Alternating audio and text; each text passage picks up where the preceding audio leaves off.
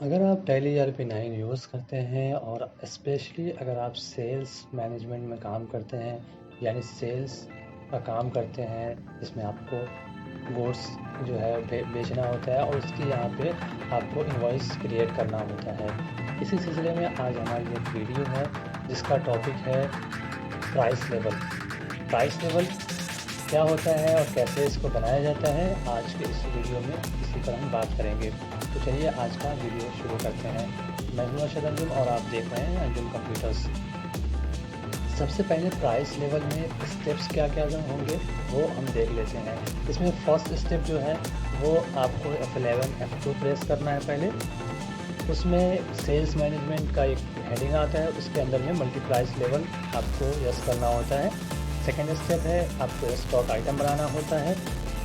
जो भी अब स्टॉक, अगर आपके पास स्टॉक बना हुआ नहीं है तो अगर बना हुआ है तो आपको ये बनाने की ज़रूरत नहीं है। थर्ड स्टेप है इन्वेंट्री इन्फो में जाना है, आपको वहाँ पे प्राइस लेवल में जाना है। फोर्थ स्टॉक का जो स्टेप है हमारा वो है एंट्री पास करना है, जिसमें सेल्स में। तो चलिए देखते हैं कि सबसे पहले आपको F11 में F2 प्रेस करना है और यहाँ पे नीचे आपको आना है। देखिए यहाँ पे आपको दिखेगा use multiple price table. Sales management में आपको यूज़ मल्टीपल प्राइस टेबल पे यस करना है और यहाँ पे देखिए आप लेवल 1, लेवल 2 इस तरह से करके बना सकते हैं। ये क्यों बनाया जाता है? प्राइस लेवल होता क्या है? प्राइस लेवल मीन्स होता है कि अगर आप कोई सामान बेचते हैं, मान लीजिए अगर आप होलसेलर हैं आप और आपको सामान बेचना है तो उसमें कई सारी कैटेगरीज होती है। जैसे आप होलसेलर हैं तो आपसे जो है वो अगला होलसेलर भी लेता है, या अगला आपसे रिटेलर भी ले रहा है, और या फिर एक आम पब्लिक भी आपसे सामान ले रही है। तो सबको एक रेट पे आप नहीं दे सकते हैं, क्योंकि फिर अगला जो होलसेलर है या रिटेलर है, और अगर पब्लिक को आप देना शुरू कर देंगे होलसेल रेट में तो फिर जो रिटेलर है उसका नुकसान होने लगेगा। तो ये इसलिए बनाया जाता है कि अगर मान लीजिए किसी को आपको सामान बेचना है क्वांटिटी के हिसाब से, जैसे मान लीजिए आपने 50 पीस कोई चीज़ बेची तो उसका रेट कुछ और किया, और अगर 50 पीस से ज़्यादा आप बेच रहे हैं, 100 पीस दिया, 200 पीस दिया, 300 पीस दिया, तो यहाँ पे उसका रेट कुछ और आप दे सकते हैं। प्राइस लेवल का मेन ऑब्जेक्टिव यही होता है कि आप जो है क्वांटिटी बेस पे यहाँ पे आप रेट सेट करते हैं, यानी जितना क्वांटिटी इंक्रीज़ करेगा आप अपने प्राइस को डिक्रीज़ करेंगे। क्वांटिटी बढ़ती है तो ज़्यादातर ये होलसेलर में भी होता है और रिटेलर भी इसका यूज़ करते हैं, लेकिन होलसेल वाले ज़्यादातर इसका यूज़ करते हैं कि जब क्वांटिटी ज़्यादा कोई आपसे रिटेलर ख़रीद रहा है तो आप उसको कम रेट में देंगे। तो इसी तरह से आप यहाँ पे प्राइस लेवल 1, प्राइस लेवल 2 करके, या फिर हर मंथ वाइज अलग अलग मंथ का भी आप बना सकते हैं। यहाँ पे जो भी नाम यहाँ पे देना चाहते हैं आप दे सकते हैं।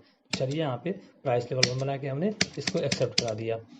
सेकेंड स्टेप हमारा है वो है स्टॉक आइटम बनाना। तो हमें इन्वेंट्री इन्फो में जाना है, स्टॉक आइटम में जाना है और यहाँ पे क्रिएट पे जाना है। जो भी हमें स्टॉक सेल करना है उस यहाँ पे उसका हमें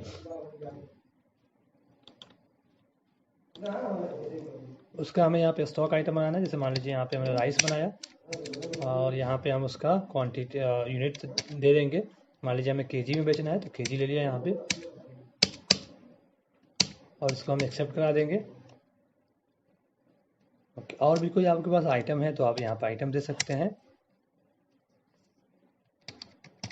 यहाँ पे आइटम दे सकते हैं आप। मान लीजिए इसको बैग में हमें बेचना है, जो 50 केजी बैग होता है उसमें हमें बेचना है, तो ऑल्ट सी करके यहाँ पे आप बना लीजिए।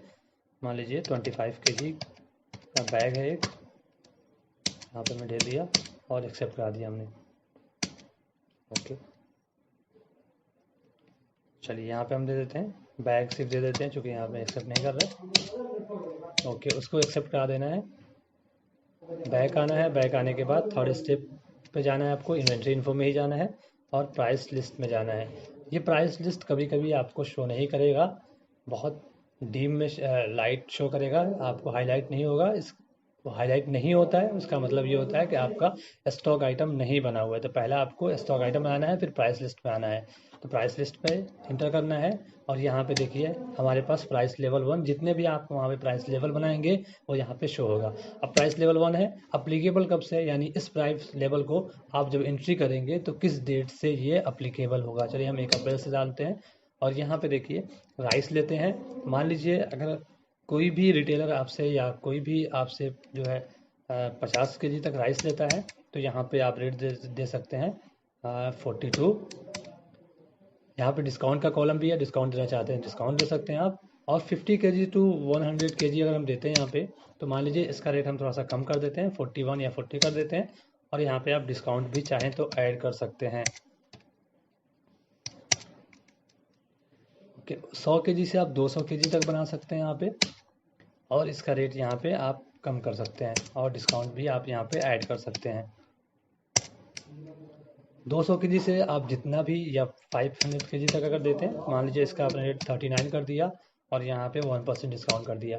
लास्ट में आपको जो यहाँ पे लेस देन वाला जो कॉलम है लास्ट में, जैसे फर्स्ट में यहाँ पे छूटा है तो लास्ट में भी आपको छोड़ना पड़ता है। मान लीजिए 500 केजी से ज़्यादा कोई भी परचेस करता है, आपसे परचेस करता है तो आप उसका रेट क्या देना चाहते हैं वो यहाँ पे अब आप दे दीजिए 38 रुपीज़ और 1% डिस्काउंट। यानी ये हो गया कि अब 500 केजी से ज़्यादा जो भी परचेस करेगा आपसे उसका रेट होगा 38 रुपीज़ पर केजी और 1% उसको डिस्काउंट भी मिलेगा। सेकेंड आइटम भी यहाँ पे हम बना सकते हैं वेट का और यहाँ पे हम दे सकते हैं, मान लीजिए हमें 50 केजी का जो यहाँ बैग के हिसाब से, मान लीजिए 5 बैग किसी ने ख़रीदा तो हम इसका यहाँ पे रेट दे सकते हैं 20 रुपीज़। और मान लीजिए आपसे किसी ने 20 पे बैग ख़रीदा तो आप यहाँ पे इसका रेट दे दीजिए 19 रुपीज़। और यहाँ पे मान लीजिए 20 से 50 देते हैं हम और 50 से आप इसका रेट कर देते हैं 18 रुपये और यहाँ पे 1% इसका डिस्काउंट दे सकते हैं। अब 50 से 100 पे यहाँ पे दे सकते हैं और यहाँ पे इसका रेट भी आप चाहें तो कम कर दें या फिर वही रखें और आगे सिर्फ डिस्काउंट ज़्यादा कर दें।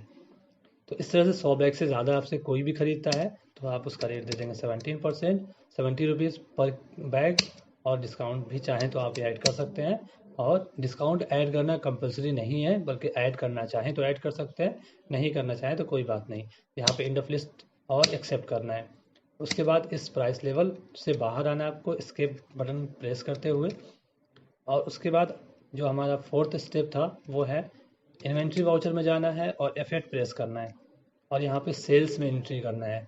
जो हमने अभी प्राइस लेवल बनाया है वो सिर्फ सेल में ही अप्लीकेबल होगा, ये परचेज में अप्लीकेबल नहीं होता, सिर्फ सेल के लिए होता है कि जो आप बेचते हैं उसी का ही आप प्राइस लेवल आप फिक्स कर सकते हैं। तो यहाँ पे पार्टी नेम आप बना सकते हैं या कैश ले लेंगे और यहाँ पे प्राइस लेवल जो आपने सेट किया है वो ले लें और यहाँ पे सेल्स लेजर में आपको ऑल्ट सी करके और यहाँ पे क्या करेंगे आप सेल्स का एक लेजर बना लेंगे और सेल्स अंडर सेल्स में रहेगा, इसको एक्सेप्ट करा लेंगे। और देखिए यहाँ पे आइटम राइस, यहाँ पे राइस ले लेंगे हम।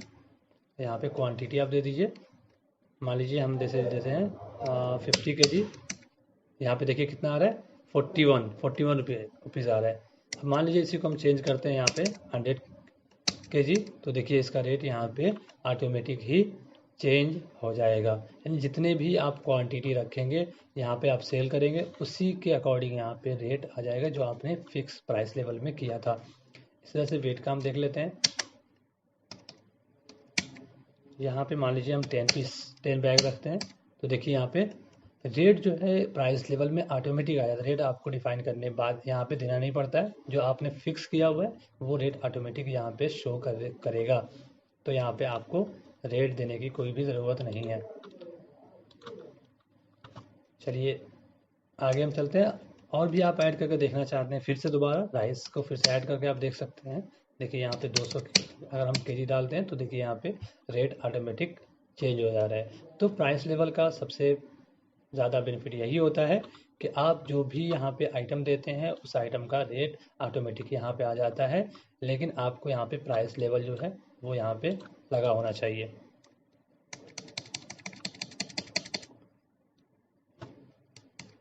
तो चलिए आपने जाना आज के इस वीडियो में कि प्राइस लेवल क्या होता है, प्राइस लेवल कैसे अप्लीकेबल करते हैं, कैसे स्टॉक आइटम के साथ हम प्राइस लेवल जो है वो डालते हैं। हमारे चैनल पे आप नए हैं तो हमारे चैनल को सब्सक्राइब करना ना भूलें, क्योंकि आपका सब्सक्राइब करना ही हमारे लिए इसका फल होता है। तो हमारे चैनल को, अगर हम हमारे चैनल पे आप नए हैं तो हमारे चैनल को सब्सक्राइब करना